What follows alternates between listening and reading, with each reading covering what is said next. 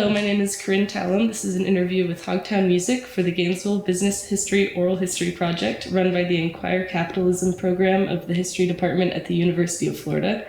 For us and the public, the information you are providing is a gift and an incredible historical resource, and we really appreciate your time.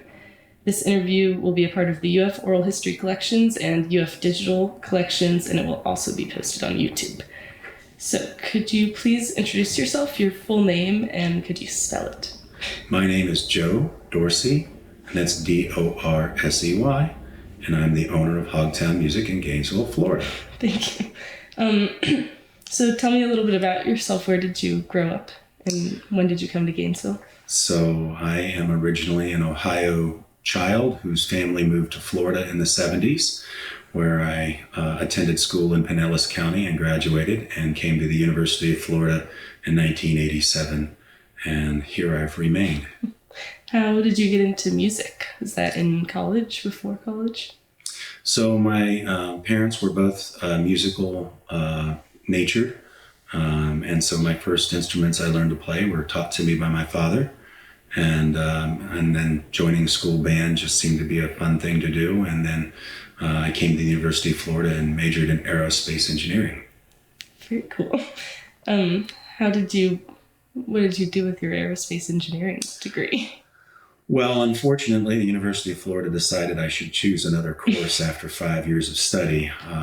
Being a musician and playing in many late-night ensembles, i.e. club bands, you can't get up for that 7:25 class. And so I found myself losing motivation to go to school, and I decided that maybe I should try something different. At that time, the School of Music had a gentleman who had been running the equipment and working in part of the professional staff of the department, and he'd become a friend of mine, and he said, "Hey, I'm leaving town. Do you want my job?" And that put me working for the University of Florida and eventually led me to the career I'm at now. When did you open your business? So Hoggtowne Music incorporated in 2005. The company I was working for at the time was in the process of closing, going out of business. They were looking for someone to buy the business, or they were going to have to close. And so it eventually did close, but in April of 2006, I leased a building and started the adventure of Hoggtowne Music. Very cool. You haven't always been at the Thornbrook location, right? That is correct. The Thornbrook location is our third location in Gainesville. It's actually the fourth music store in Gainesville that we've had, but we don't count numbers 2 and 3 because we were in the same shopping plaza. We just moved from one unit to the unit next door. So okay, cool. Sorry.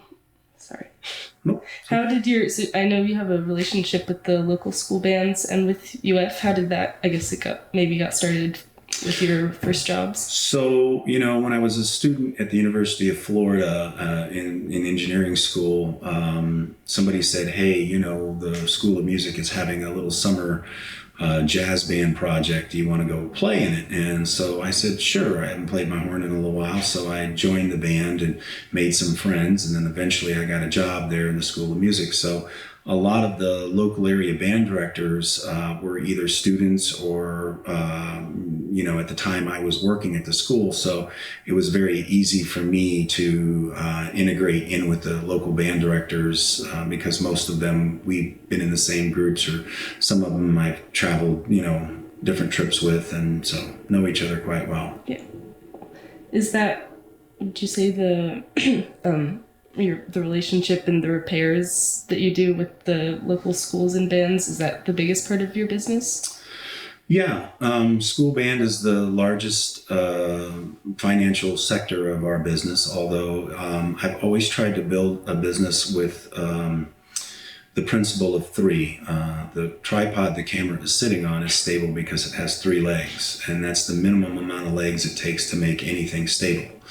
And so at Hoggtowne, I knew very early on, having worked in the music business for almost 10 years before I opened my own store, that you needed to have instrument sales, and you needed to have instrument repair, and you needed to have instrument education or lessons.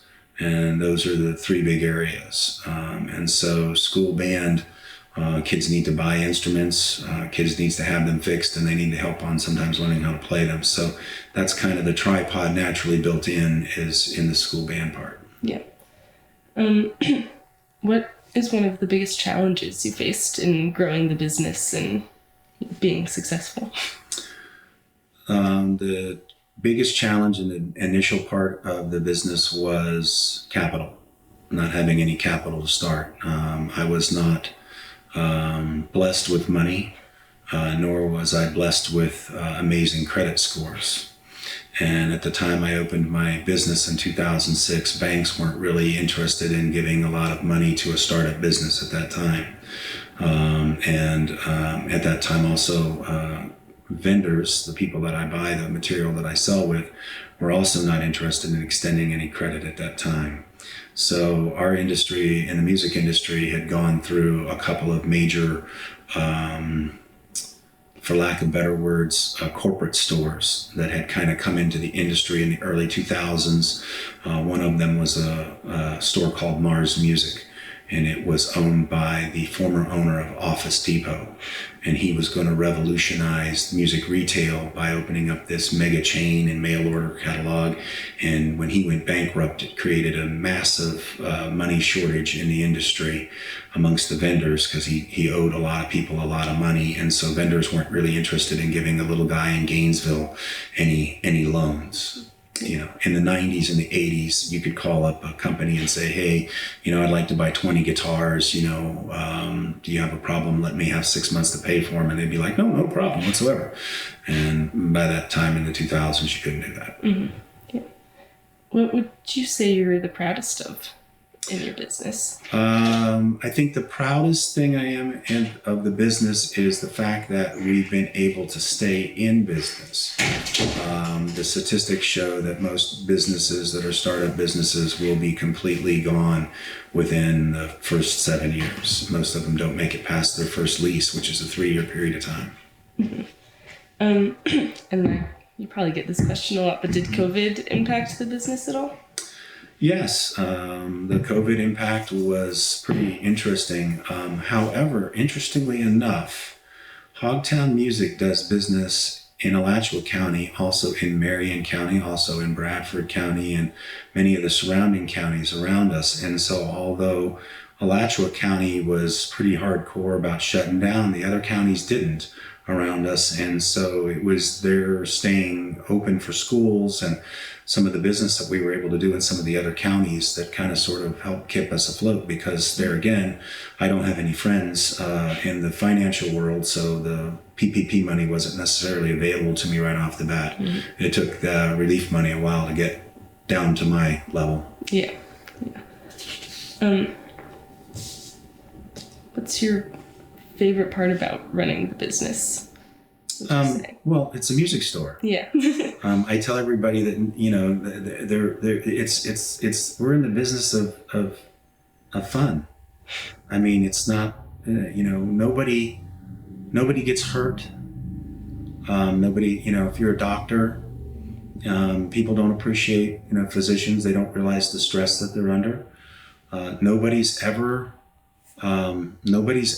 had I hope nobody's ever had emotional trauma over the fact that their flute didn't work properly, but maybe they have, I don't know. But the truth of the matter is it's a music business. It's fun all day long, and it's always interesting.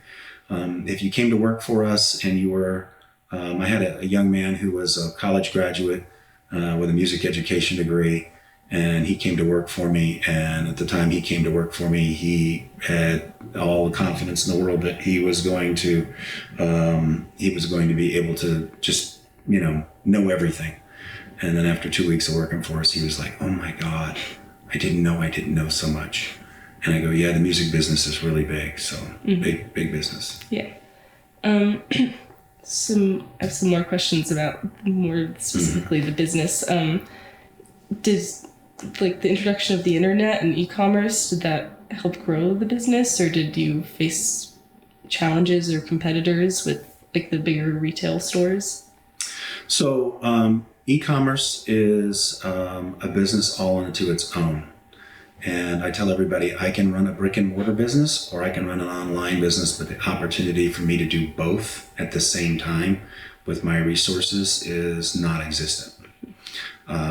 So I'm always torn because my customers, of course, want the convenience of an e-commerce business, but yet at the same time, the internet isn't necessarily going to help you learn how to play the instrument correctly or answer your real questions that you have. It's very vanilla shell, and every person has something different.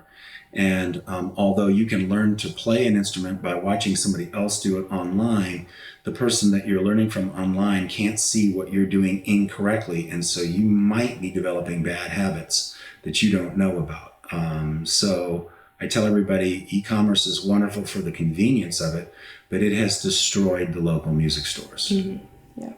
Have you, in the same vein, made any modernizations with advertising and using the internet in recent years? So yes, I actually was lucky that one of the people who teaches lessons for us in our store is a social media director for a local car company. And it's a corporate car company, so she is very skilled at what she does. That's her primary job. And so we were lucky enough to get her to help us to actually start using social media in a way to try to reach a broader audience. Truth be known, you can talk to 100 people about buying a guitar, but they may not listen. Mm-hmm. You need thousands of people on social media to really have any type of impact, and we're just not at that level yet. Yeah. What's your favorite instrument? Good question. I was asked this question last night, and I tell the same answer I'll tell you that I told them, and that it depends on what we're doing. You could say, well, what's your favorite sport? Well, if it's 105 degrees outside, I'm not interested in running a marathon. I might want to go swimming at that day. And so when it comes to playing music, it really does depend on my mood. The musical instruments are my mood. So I tell everyone that the guitar is the ultimate adult instrument because you can play it by yourself or you can play it with a group. So it has social interaction, but also solo interaction. They don't require batteries. You can pull one down or open one out. I got one hanging in my house on the wall, and when I want to grab something and pick something up, that's usually what I do if I'm in a good mood. Happy. I guess you had a relationship with music before you started the business. Did that change at all once it became sort of intertwined with what you do for work? Yes. When I was pre-music store owner, I used to belong to a couple of different musical groups that used to perform around the area in North Florida. Fortunate enough to do perform some places that most people don't get an opportunity to do, not because of my skill level, just simply because of being in the right, you can be a musician if you hang out with the right group of people. And I had some good friends and allowed me to play. But once you open the company, your time to do those types of things, as anybody that opens a new business, you wind up in a terrible drain of your personal time. I tell everybody that, before I opened a store, I had a manicured lawn, I had maintained vehicles, I had time to go on school trips with my kids and do all the things that you'd like to do. But then once you open a business, then the capital goes away and your time goes away and you have no time or no money to do anything. So the house needs painting, the cars need fixing, everything needs to be done and nothing gets done. Mm-hmm. So. Yeah. I don't know if I already asked you what you're the proudest of. Yeah, you did. Yeah, just surviving. Yeah. Survival is the key. Sorry. Do your kids play instruments? Good question. Our youngest child did play in the band, high school band.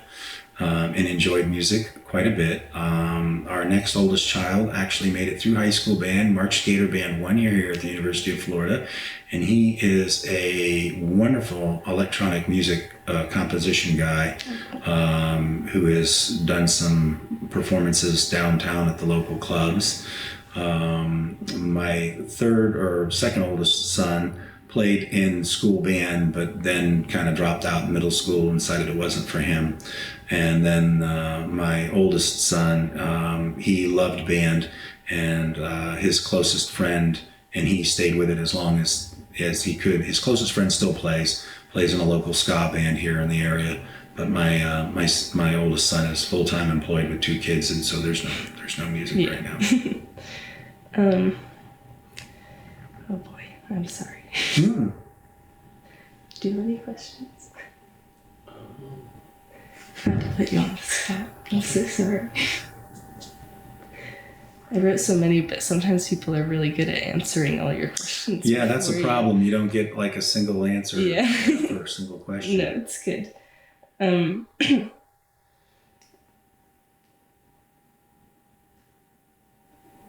It's going to be awkward silences on the video. Well, that's okay. Why did you choose Gainesville as a place to open up a business? Yeah, why? That's a great question. Oh my gosh, on yes. your list. Why did you choose Gainesville as a place to open up a business? Because this is where I was. Yeah. That's how most businesses get started. Mm-hmm. There's a need, and that's where the people are at. Very few people actually see a business opportunity that's someplace other than where they're at. Yeah. So it's usually, like most of us, we just kind of sort of fall into it. Mm-hmm. I didn't want to run a music store. That wasn't my goal. My goal in life was not set out to be a music store owner. And even when I got into working in a music store, I never thought that I was going to own a music store. I never had that thought. I thought I'd always work for somebody else. Mm-hmm. And truth be known, I probably prefer to be working for somebody else. But all the people that do what I do are retired. They're going away. Mm-hmm. Many of the last music store I worked for was in Live Oak, Florida. And she ran her business as a female business owner for almost 45 years and finally just retired. Yeah. So. Do you hope to hand down the business to someone, keep it going in Gainesville when you're done working? So that's a great question. There's a little bit of ego involved in being a business owner, where you put so much of your time and energy into the business. After so many years, you think of it as your child, so to speak, mm-hmm. and you want to see that child passed on. That's why I chose the name Hoggtowne as opposed to Dorsey's Music Store. When I opened my store at the time, we had Lipham Music in town. We had Sims Music in town. There was a Paramore Music in town. These were all named after their owners. Mm-hmm. And I didn't want a store named after me. I wanted a store that actually could outlive me and be around. So right from the word go, I opened the store with the intention of somebody being able to take it over, or to being able to evolve into whatever it needed to, so that it could exist past me. Mm-hmm. Would I like to get somebody to buy the business and pay me for my hard-earned work? Yeah, it would be great. But in most cases, that's not how music stores move from owner to owner. Mm-hmm. It's usually passed down from a owner to an employee, and then that employee will then take it over. And I know you said you can't picture most of the time opening a business somewhere else, but do you think that Gainesville has a unique, a central location in the university that has really contributed to your success that you probably couldn't have found in different areas in Florida? 100%. Yeah. Yeah, the University of Florida provides a stable economic base for the community that's around it. Mm-hmm. And, when any type of, the 2007 collapse of the housing market affected every place else but Gainesville. So Gainesville, even outside in the county suffered, but the city of Gainesville, there was still, even when UF puts on a hiring freeze, the homes are still selling. People are still moving to the area. Yeah. So UF is definitely the reason. And I'm so glad they're not in Lake City. Yeah. But you know that, right? Yeah.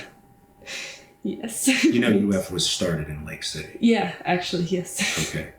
Do you know how it? I'm from Gainesville. Do you know how it got here? No, I don't know that. Well, have you heard of a thing called Gainesville Regional Utilities? Yes. So the city of Gainesville offered the University of Florida 100 years of free electric if it would come and move its headquarters from Lake City to Gainesville. And so that's why they built the power plant. That's why the city of Gainesville has a regional utility company. Most cities don't have that. Yeah. Wow, I did not know that. Mm-hmm. We have a monopoly on our utilities. And why do they call the place Hoggtowne? I don't know that either. Well, it's in my name, so I can talk about it, right? Yes. So when I was trying to pick a name for the store, I wanted a store that was unique to Gainesville. But at the time, we saw a shift in the business concept of how people were doing business. And I knew that wasn't my personality. My father was born in 1914, which means that I was basically raised by grandparents. So the way I was raised is a little bit different than the way most people my age group were raised. So I knew that my senses of how to treat customers and how I wanted to be treated might be a little different than other people. So I wanted something that kind of had an old philosophy in the name, but yet linked to this town of Gainesville. And of course, Hoggtowne was the name of Gainesville before they changed the name in 1853 or 1856. They built a railroad in 1853 from Cedar Key to Jacksonville, and they put a stop here because this was a livestock area, and Alachua County wanted to move the county seat to the area where the railroad was stopping because that was massive commerce in those days. And so they could not have the county seat of the county called Hoggtowne. So a guy agreed to donate the land to build the courthouse on it. They named the city after his friend General Gaines, who was a Seminole Indian War general. So hence Gainesville. Yeah, hence Hoggtowne music. And Hoggtowne was what we called it before that because, before Florida was owned by the United States of America, it was Spanish territory. And Spain was a free state, or Florida was a free state because they didn't have slavery in Florida. Spain had abolished it. And so the slaves would escape from the South and they would come to this area and they established a community here and they grew livestock and hence the name Hoggtowne. Mm-hmm. It's very cool. Mm-hmm. It's on the Spanish rolls in Cuba. Oh, wow. Mm-hmm. It goes back that far. Yeah. Cool. So our city is older than the state of Florida. Oh, yeah. Mm-hmm. Wow. Mm-hmm. I've learned so much new history today.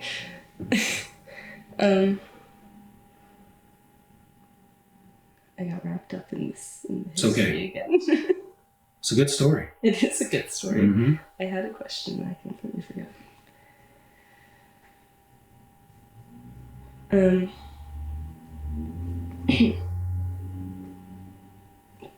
I sort of remember. Do you get the opportunity to watch this, the same kids, I guess the same clients as they move along in their music careers or move through the different schools and continue on with the music? 100%. Yeah. We have sold instruments to the children of the children that we have serviced and in the community. And I have some people that, I knew them when they were starting in middle school. And now their kids are graduating high school and I'm getting ready to start the third generation. Mm-hmm. So yeah, been around that long. Yeah, very cool. I already asked you what you're the proudest of, but what do you find the most rewarding about the business or about running this music business? Well, it's music. It's fun. I'm an essential cog in the machine, but I'm not in the forefront. So,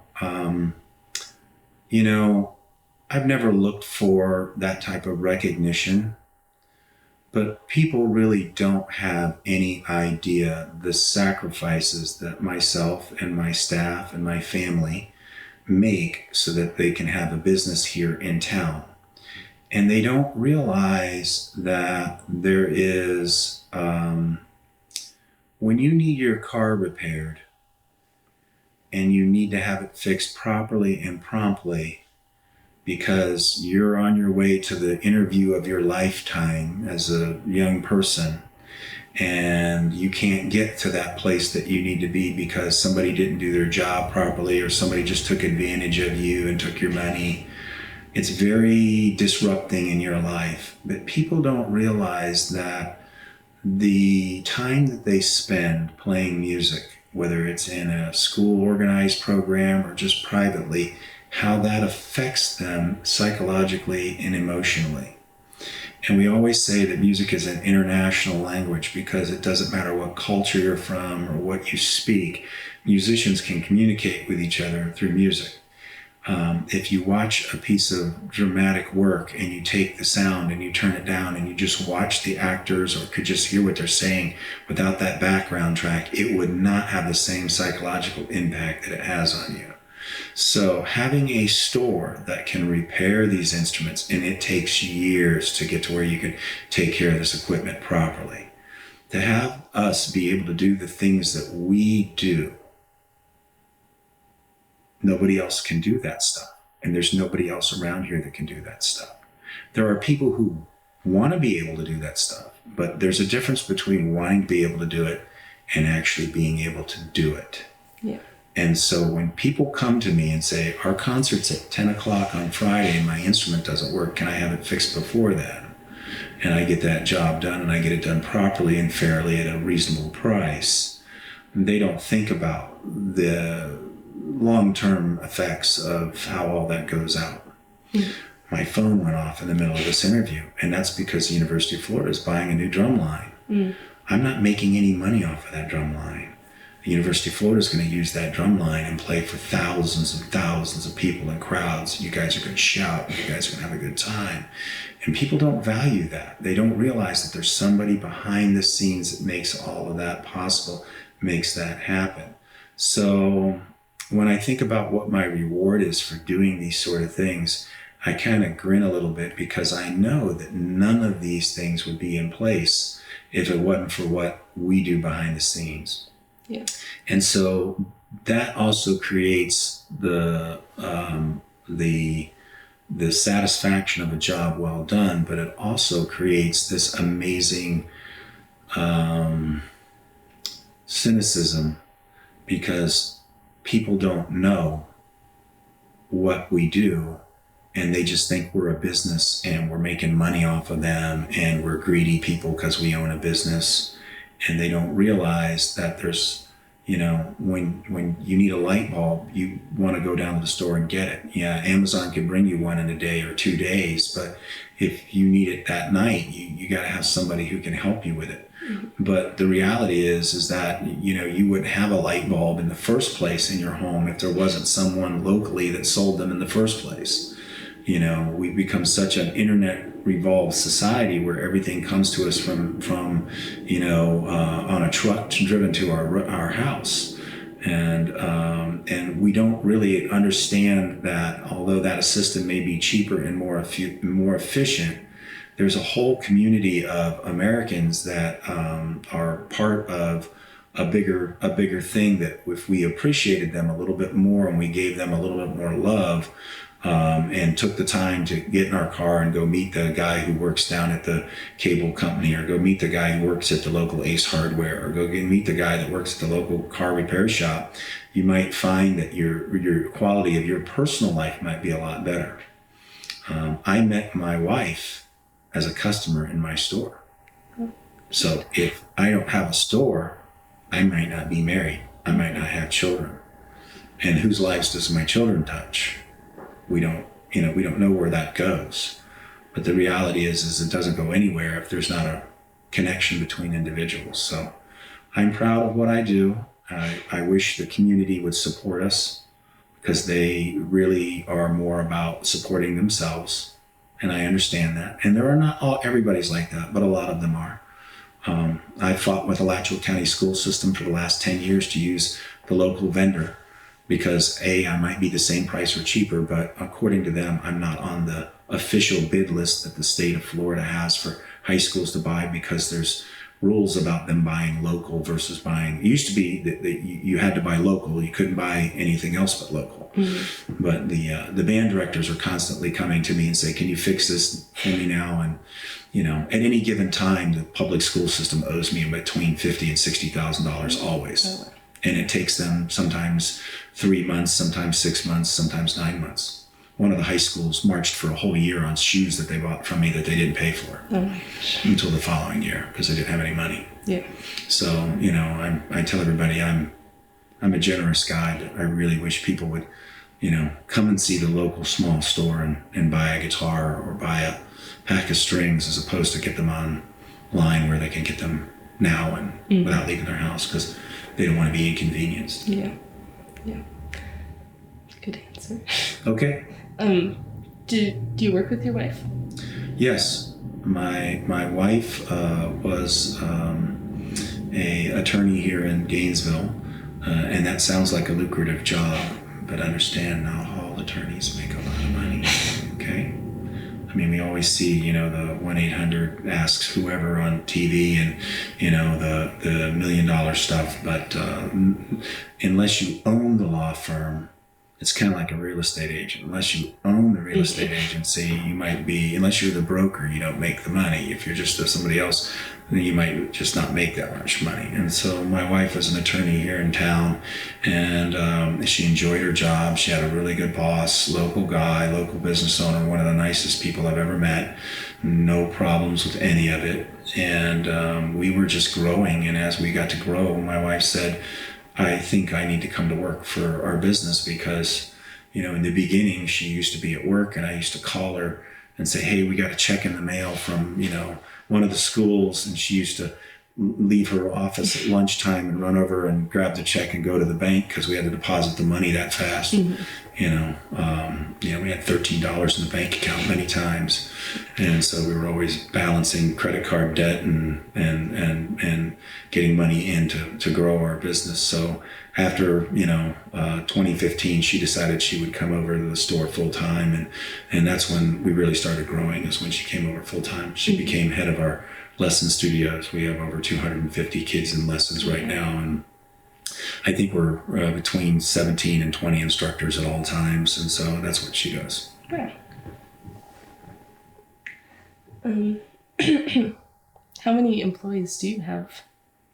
It is primarily 5 full-time employees. We do have some part-time employees that we plug in at different times of the year when we need to. But we are currently hiring if you're interested. Perfect. I did just graduate, so although I don't play any instruments at all. That's a little bit of a challenge. Yeah. Well, I don't want to keep you for too long. My last question was going to be, what's your favorite band in Gainesville? My favorite band in Gainesville is probably the University of Florida Marching Gator Band. They're pretty good. Yeah. I'm partial to the Eastside Ram Band. The Eastside Ram Band? That's where I went to high school. Yeah. But yeah, Mr. Hughes has had a lot of hard comments in the public here lately, undeservedly. And the kids that were in the band program are being treated very unfairly. And unfortunately, we all want, it's hard for someone my age to want to let go of the past. Because the minute we let go of the past, we feel very unstable in the future. Like we're more comfortable with where we came from than where we're going. Because once you get past that midway point in your life where you realize you're going to have less years in front of you than you have behind you, the future becomes rather hard to look forward to. And so we tend to look at our past because those were good times and we were stable on our feet. So life is full of surprises. Yeah. Well, thank you. Unless You're you have welcome. any questions. Did you hit record? Yeah, that's the number one rule, so I think I got that one. You touched on your relationship with UF and some of the other schools in Gainesville, but I guess what's your relationship like with the music industry, the venues, anything like that? The venues, like where bands play? Yeah, sure. Have you ever been called in at the last minute to go to a venue or anything like that? So, you know, it's interesting how, like, if you understand the workings of a nightclub, and you're talking about like High Dive, which is getting ready to close, they don't need me.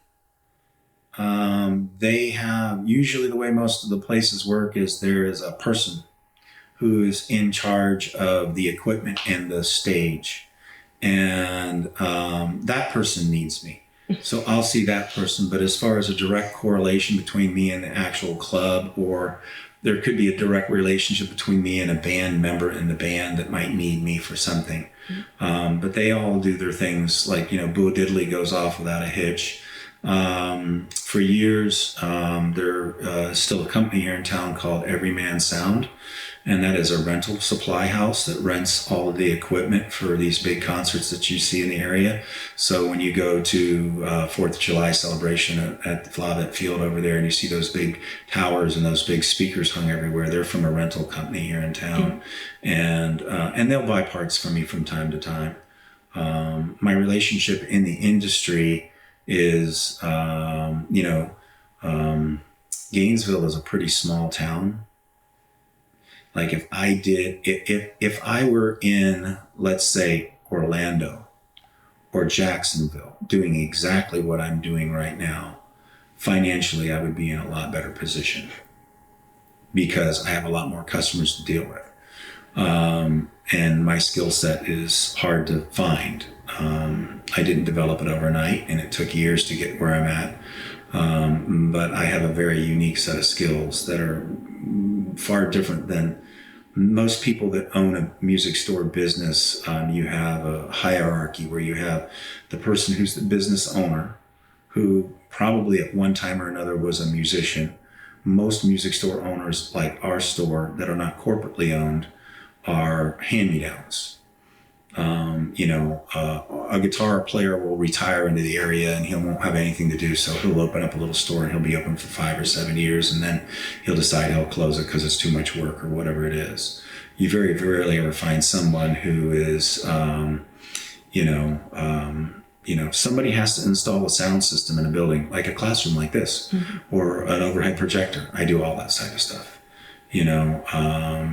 We repair a lot of that equipment. We install a lot of that equipment. We sit on design boards with auditoriums and clubs. I've done repairs at nightclubs, and, sometimes I get the guy who's running the sound at the High Dive, and he'll show up in the store at 5:30. He said, "We blew 2 power amps last night. What do you got that I can buy cheap?" We just got to get through the night type of stuff. So sometimes I see some of those people. And the local bands in the area, the rock and roll bands, of course, we do repair work for Less Than Jake, who's our longest standing band here in town. But over the years, we've seen several of those musicians come and work in stores. Everybody knows that Tom Petty used to work at Lipa Music when it was in town. Stan Lynch, the drummer for the Heartbreakers, sells stuff on consignment in my store from time to time. Interesting story. Lovely guy. Got kicked out of middle school band at Westwood. Oh, wow. Yeah, it was really a touching moment when he came in the store as an adult man with gold records on the wall and found his former middle school band director that kicked him out of the store, kicked him out of the band, working in my store. And he told him straight up, he says, "You did the best thing you could have ever done for me in my life," which was to kick me out of band, because it made me understand that if I didn't, do things properly, I was going to lose the things I really love to do. So I've been witness to a lot of cool stuff and been in the right place, because I'm kind of like old enough and have been around long enough to know all the music stores that have come before me and know all the people that have come before me back when Gainesville was part of the circuit. Gainesville is not part of a circuit anymore, but it used to be part of a circuit. So the whole Southern rock band with, the Allman Brothers and 38 Special and the Van Zant Brothers, all that stuff came through Gainesville. So Gainesville is really a cool town. A lot more music here than Tom Petty. Yeah. Tom was the end of that line of succession, not the beginning. So he came at the end of all that stuff. Yeah. Well, all right. Thank you. You're welcome.